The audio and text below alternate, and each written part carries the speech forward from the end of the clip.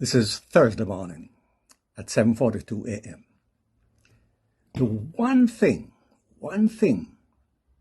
that we are sure about in this troubling matter is that Mrs. Silvera was murdered.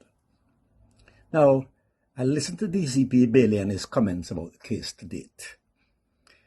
To tell you the truth, he was not persuasive.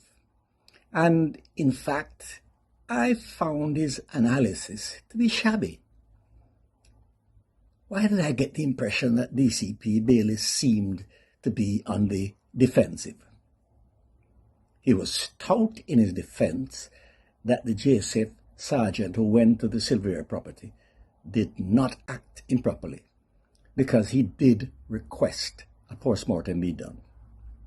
Mr. Bailey's assertion was that if the JSF officer was up to no good, he would not have requested a postmortem.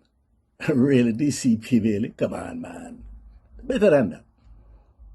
Yet, soon after DCP Bailey's comments, it is alleged that the same police officer was transferred from the Stony Hill police station.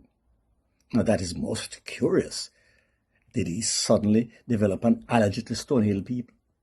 Or to the investigators? DCP Bailey also went to great lengths to defend the initial cause of death as being proper. Some questions are very important. I have lawyer friends, we get together and we talk. So here are the questions. How did the natural causes story come about?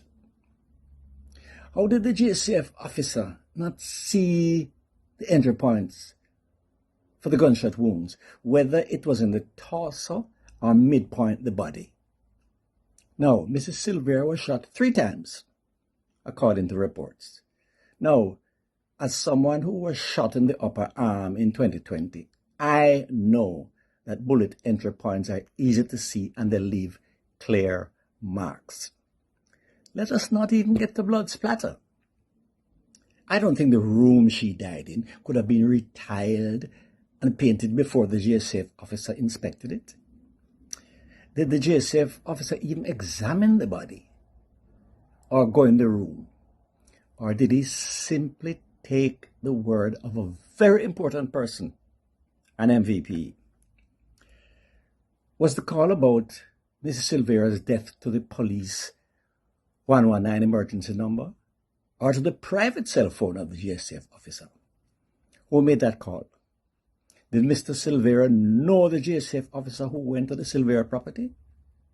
Why did the JSF officer go in his private motor vehicle and not a JSF mobile unit? And I think most certainly any rookie investigator would know immediately that multiple individuals were involved at various stages of this terrible act. In other words, a word conspiracy may come up at a particular stage. If DCP Bailey was constrained by what he could say, then it would have been better for him to say that all aspects of the case around the investigation, including the role and actions of the police officer who went to the Silvera property. In my view, DCP Bailey's statement came across as disingenuous. As far as I'm concerned, that is not appropriate for a DCP of the Jamaica Constabulary Force, especially the DCP in charge of the crime portfolio for all of Jamaica. To say that the JCF has credibility problems with the Jamaican people is an understatement. Mr. Bailey's statement about the case did nothing to improve that credibility problem. There's much more to come on this case. But do me a little favor now. Just press the follow and the like and you can make any comment you want. I want to hear from you. More time.